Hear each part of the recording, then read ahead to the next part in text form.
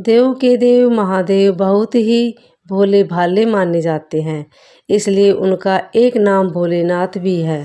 पौराणिक मान्यता के अनुसार भगवान शंकर को प्रसन्न करने के लिए किसी भी तरह के खास विशेष पूजन की आवश्यकता नहीं होती, क्योंकि कहा जाता है कि वह तो भोले हैं और भक्त की गई क्षणिक मात्र भक्ति से भी वह प्रसन्न हो जाते हैं। अगर आप भी शिव की भक्ति और कृपा पाना चाहते हैं तो सोमवार का व्रत करें और कथा सुनें। एक बार किसी नगर में एक साहूकार था। उसके घर में धन की कोई कमी नहीं थी, लेकिन कोई संतान न होने के कारण वह बहुत दुखी था। संतान प्राप्ति के लिए वह हर सोमवार को व्रत रखता और शिव और पूरी श्रद्धा के साथ शिव मंदिर जाकर भगवान शिव और माता पार्वती की पूजा करता था। उसकी भक्ति को देखकर एक दिन माँ पार्वती प्रसन्न होकर भगवान शिव से साहूकार की मनोकामना पूर्ण करने का निवेदन किया। पार्वती के आग्रह पर भगवान शिव ने कहा कि हे पार्वती, इस संसार में हर प्राणी को उसके कर्मों का फल मिलता है और जिसके भाग्य में जो हो उसे भोगना ही पड़ता है। लेकिन पार्वती ने साहूकार की भक्ति देखकर उसकी मनोकामना पूर्ण करने की इच्छा व्यक्त की। माता पार्वती के आग्रह पर शिवजी ने साहूकार को पुत्र प्राप्ति का वरदान तो दिया, लेकिन उन्होंने बताया कि यह बालक 12 वर्ष तक ही जीवित रहेगा। माता पार्वती और भगवान शिव की बातचीत को साहूकार सुन रहा था, इसलिए उसे न तो इस बात की खुशी थी और न ही दुख। वह पहले की भांति शिवजी की पूजा करता रहा। कुछ समय के बाद साहूकार की पत्नी ने एक पुत्र को जन्म दिया। जब वह बालक 11 वर्ष का हुआ तो उसे पढ़ने के लिए काशी भेज दिया गया। साहूकार ने पुत्र के मामा को बुलाकर उसे बहुत सारा धन देते हुए कहा कि तुम इस बालक को काशी विद्या प्राप्ति के लिए ले जाओ। तुम लोग रास्ते में यज्ञ कराते जाना और ब्राह्मणों को भोजन दक्षिणा देते हुए जाना। दोनों मामा भांजे इसी तरह यज्ञ कराते और ब्राह्मणों को दान दक्षिणा देते काशी नगरी निकल पड़े।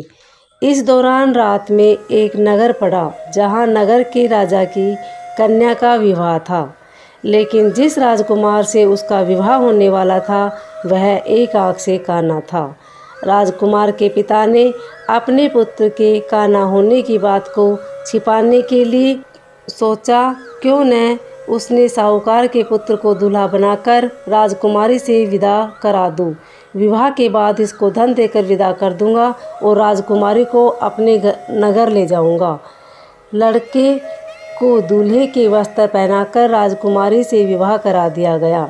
साहूकार का पुत्र ईमानदार था, उसे यह बात अच्छी नहीं लगी, इसलिए उसने अवसर पाकर राजकुमारी के दुपट्टे पर लिखा कि तुम्हारा विवाह तो मेरे साथ हुआ है, लेकिन जिस राजकुमार के संग तुम्हें भेजा जाएगा वह एक आँख से काना है, तो मैं तो काशी जी पढ़ने जा रहा हूँ। राजकुमारी ने चुन्नी पर लिखी बातें पढ़ी तो उसने अपने माता पिता को यह बात बताई। राजा ने अपनी पुत्री को विदा नहीं किया। फिर बारात वापस चली गई। दूसरी ओर साहूकार का लड़का और उसका मामा काशी पहुँचे और वहाँ जाकर उन्होंने यज्ञ किया। जिस दिन लड़का 12 वर्ष का हुआ उस दिन ही यज्ञ रखा गया। यज्ञ का आयोजन हुआ था। लड़के ने अपने मामा से कहा कि मेरी तबीयत कुछ ठीक नहीं है। मामा ने कहा कि तुम अंदर जाकर आराम कर लो। शिवजी के वरदान अनुसार कुछ ही देर में उस बालक के प्राण निकल गए।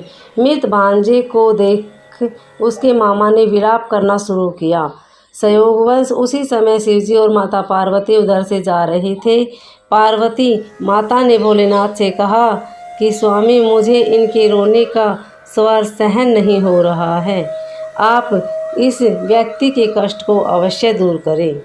जब शिवजी मृत बालक के समीप गए तो वह बोले कि यह उसी साहूकार का पुत्र है जिसे मैंने 12 वर्ष की आयु का वरदान दिया था।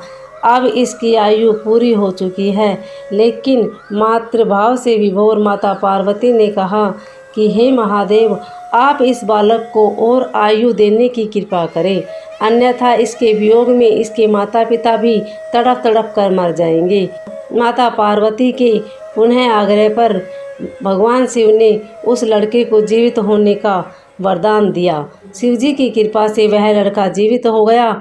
शिक्षा पूरी करके लड़का मामा के साथ अपने नगर की ओर वापस चल दिया।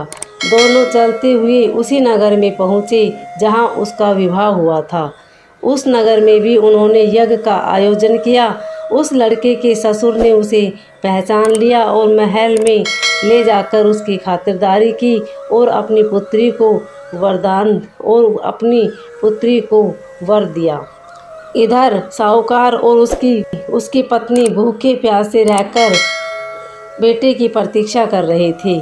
उन्होंने प्रण कर रखा था कि उन्हें अपने बेटे की मृत्यु का समाचार मिला तो वह भी प्राण त्याग देंगे, परंतु अपने बेटे के जीवित होने का समाचार पाकर वह बेहद प्रसन्न हुए। उसी रात भगवान शिव ने साहूकार के सौपन में आकर कहा, हे श्रेष्ठी, मैंने तेरे सोमवार के व्रत और व्रत कथा सुनने से प्रसन्न होकर तेरे पुत्र को लंबी आयु प्रदान की है।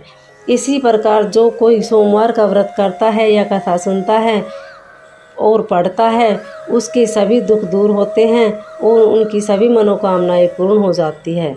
उम्मीद है आपको यह कथा अच्छी लगी होगी। अगर अच्छी लगी तो वीडियो को लाइक शेयर सब्सक्राइब जरूर करें। कमेंट में ओम नमः शिवाय अवश्य लिखें। धन्यवाद।